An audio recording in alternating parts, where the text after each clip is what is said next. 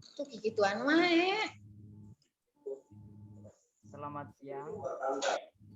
Perkenalkan kami dari kelompok 3. Kami terdiri dari 1 Ibu Susi Anjasuti, ada saya sendiri, Teddy Setiadi, dan Pak Andri Setiawan. Mohon izin Bapak, kami kelompok 3 akan mempresentasikan hasil makalah kelompok kami tentang tindak pidana pencucian uang atau money laundering. Untuk mempersingkat waktu, mari kita mulai saja untuk presentasinya. Untuk yang pertama mungkin akan dijelaskan langsung oleh Ibu Susi. Silakan kepada Ibu Susi. Siap. Assalamualaikum warahmatullahi wabarakatuh. Waalaikumsalam. Definisi pencucian uang adalah pencucian uang adalah pencucian uang berasal dari bahasa Inggris, yakni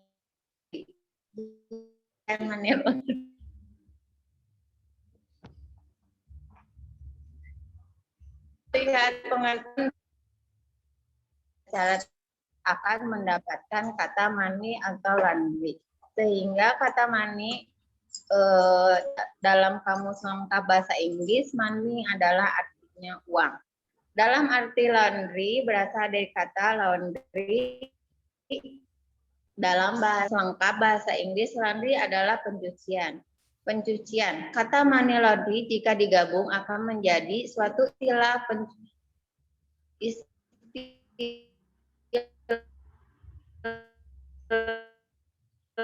dan atau di luar uang bersih atau diputihkan. Dapat dinyatakan bahwa pencucian uang merupakan proses atau rangkaian kegiatan yang dilakukan oleh seseorang atau suatu korupsi atau badan usaha atau organisasi dalam memperlakukan uang haram yang berasal dari tindak pidana. Definisi menurut para ahli. 1. Menurut Nelly Jones dan Eric McDonald. Money laundry sebagai proses perubahan keuntungan dari yang melawan hukum menjadi aset keuangan yang terlihat berasal dari sumber yang sah. 2. Menurut Amin Sunardi merumuskan money laundry sebagai proses perubahan keuntungan yang didapat dari kegiatan melawan hukum menjadi aset keuangan yang berasal dari sumber yang tidak melawan hukum. Menurut Sultan Remi Zaherhaini, money laundry yaitu rangkaian kegiatan yang merupakan proses yang dilakukan oleh seseorang atau organisasi terhadap uang haram, yaitu uang yang berasal dari kejahatan dengan maksud untuk menyembunyikan atau menyamarkan asal uang tersebut dari pemerintah atau otoritas yang berwenang melakukan tindakan terhadap tindakan pidana dengan cara keutamaan memasukkan uang tersebut ke dalam sistem keuangan sehingga uang tersebut selanjutnya dapat dikeluarkan dari sistem keuangan itu sebagai uang halal.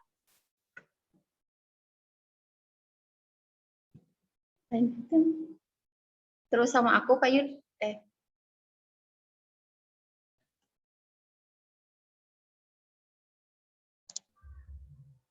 Oke Bu, lanjut.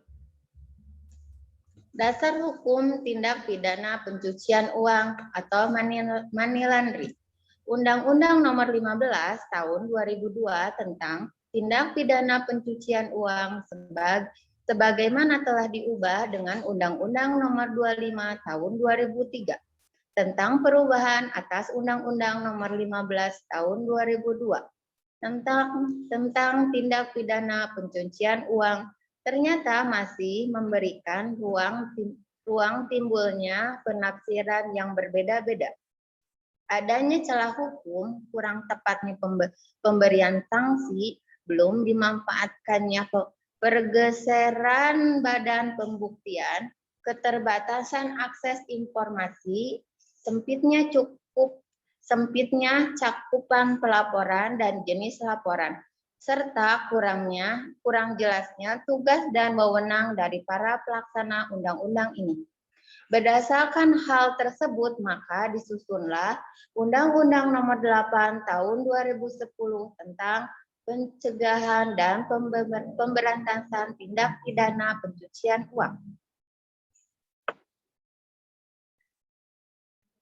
Memuat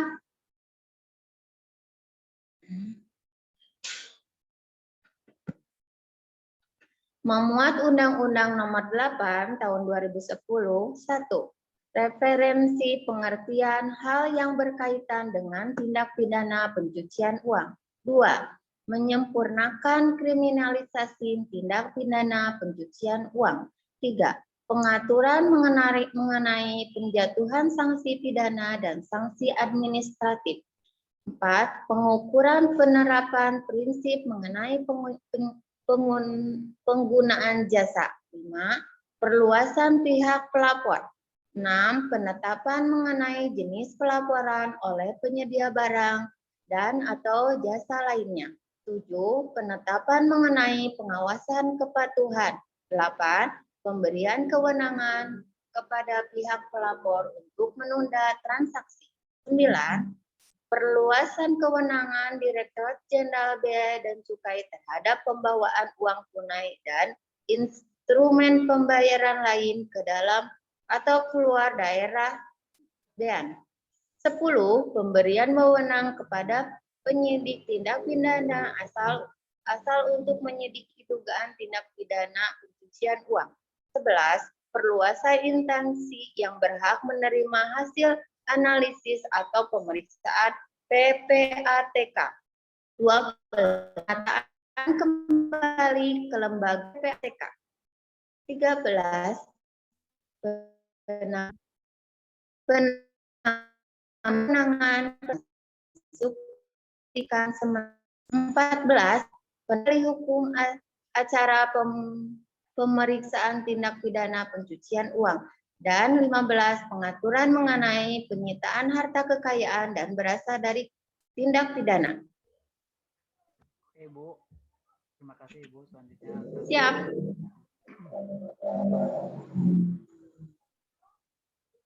Selanjutnya adalah modus operandi.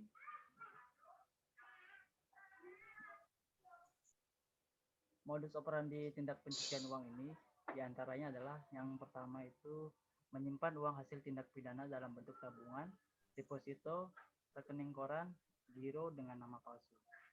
Untuk yang nomor 2, modus operandi biasanya dengan menukar pecahan uang hasil kejahatan dengan pecahan lainnya yang lebih besar atau lebih kecil. Yang ketiga adalah menggunakan fasilitas transfer.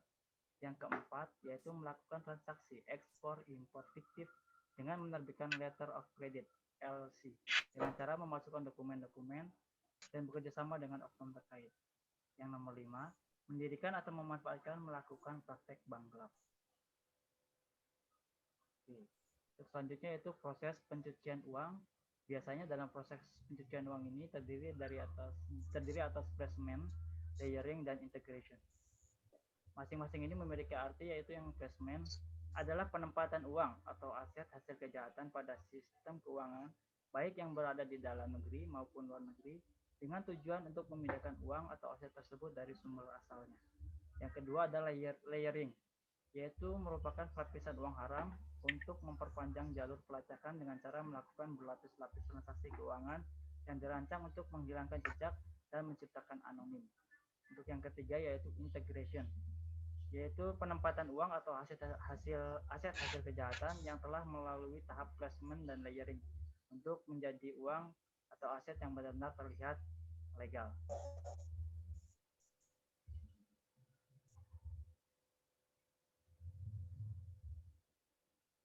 Kemudian, faktor yang menjadi tujuan utama pencucian uang. Yang pertama adalah merahasiakan siapa pemilik sebenarnya dari uang yang diperoleh dari hasil kejahatan tersebut. Untuk yang kedua, merahasiakan proses pencucian uang sehingga sulit untuk dilacak dan memperoleh bentuk penempatan, pelapisan atau integrasi atas uang yang diperoleh dari hasil kejahatan tersebut ke dalam sistem atau instrumen keuangan yang mudah dibawa kemana-mana. Kemudian, faktor yang menjadi tujuan pencucian uang yang lainnya yaitu mudah diawasi oleh pemilik sebenarnya dari uang hasil kejahatan. Sumber perolehan uang dalam money laundering. Biasanya sumber perolehan uang dalam money laundering ini terdiri atas banyak macam-macam yang untuk perolehannya terdiri dari biasanya dari korupsi, penyuapan, narkotika, psikotropika, penyelundupan tenaga kerja, penyelundupan migran di bidang perbankan, di bidang pasar modal, di bidang perasuransian, kepabeanan, cukai, perdagangan orang, perdagangan senjata gelap, terorisme, penculikan, pencurian, penggelapan, ada penipuan, pemalsuan uang, perjudian, prostitusi, di bidang perpajakan, di bidang kehutanan, di bidang lingkungan hidup, di bidang kelautan dan perikanan, atau tindak pidana lain yang diancam dengan pidana penjara 4 tahun atau lebih yang dilakukan di wilayah negara kesatuan Republik Indonesia atau di luar wilayah negara kesatuan Republik Indonesia. Dan tindak pidana tersebut juga merupakan tindak pidana menurut hukum Indonesia. Faktor penyebab money laundering. Yang pertama itu adalah dampak kemajuan teknologi dalam sistem transfer keuangan.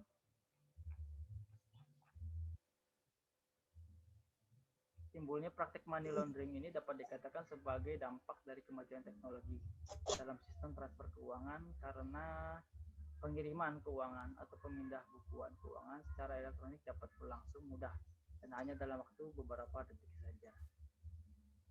Yang kedua, biasanya faktor penyebab money laundering yaitu dampak perkembangan globalisasi ekonomi. Perkembangan globalisasi ekonomi telah menyebabkan terbukanya ekonomi negara bagi arus dana dari negara-negara maju. Oke, untuk selanjutnya akan dijelaskan oleh Pak Andri. Silakan Pak Andri.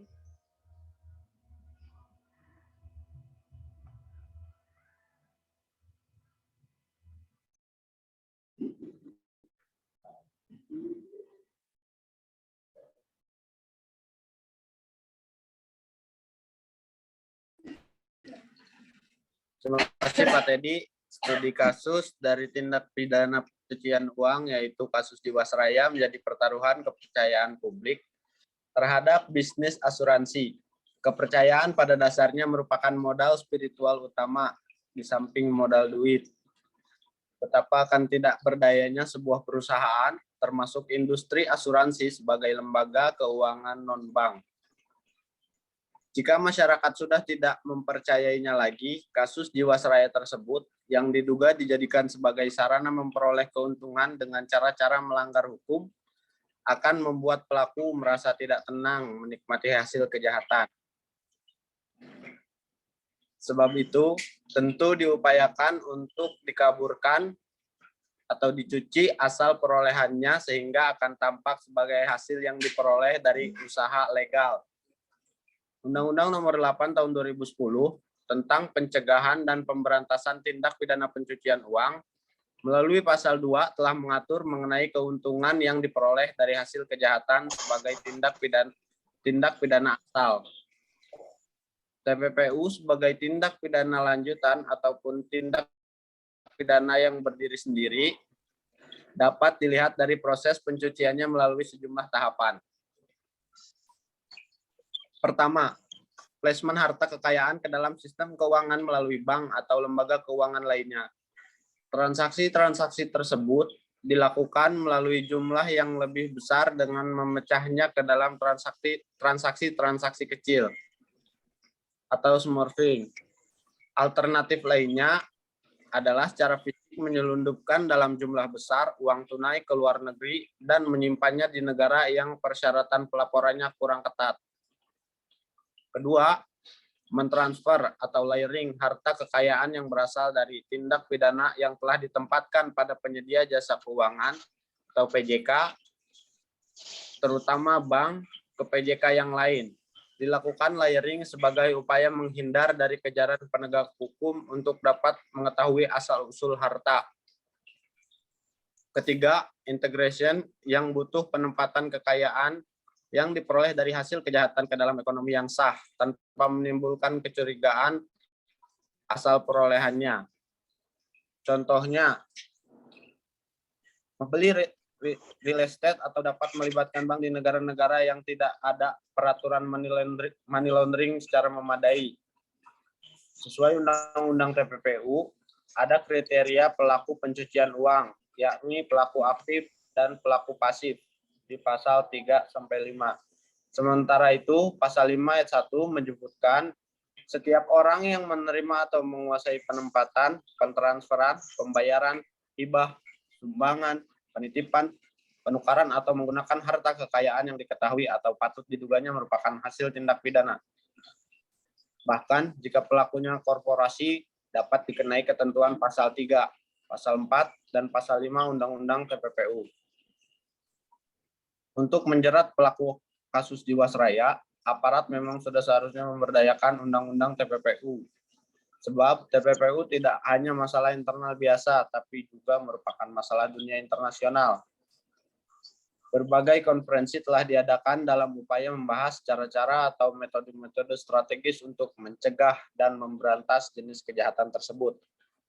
Terlebih, dengan telah dibentuknya Financial Action Task Force atau FTAF on money laundering oleh negara-negara yang tergabung dalam G7 sebagai upaya untuk mengintensifkan pencegahan dan pemberantasan pencucian uang menjadi lebih terkoordinasi. Karena itu, FTAF mengimbau negara-negara termasuk Indonesia agar ikut memerangi perbuatan pencucian uang sebagai suatu kejahatan lanjutan dan dari kejahatan yang terorganisasi, yaitu dengan mengkriminalisasikan TPPU sebagai kejahatan yang dilarang dan menghukum para pelakunya. Dalam kasus Jiwasraya, para pelakunya tentu saja bukan orang-orang biasa, namun diduga melibatkan orang-orang berdasi dan dilakukan secara terorganisasi. Komitmen Indonesia dalam menghadapi kejahatan yang terorganisasi telah tertuang dalam Undang-Undang Nomor 5 Tahun 2009 tentang pengesahan Konvensi menentang tindak pidana tradisional yang terorganisasi. Dalam undang-undang tersebut menyatakan perkembangan dan kemajuan ilmu pengetahuan dan teknologi di samping memudahkan lalu lintas manusia dari suatu tempat ke tempat lainnya, juga menimbulkan dampak negatif berupa tumbuh, meningkat, beragam, dan maraknya tindak pidana. Tindak pidana tersebut saat ini telah berkembang menjadi tindak pidana yang terorganisasi yang dapat dilihat dari lingkup karakter modus operandi dan pelakunya.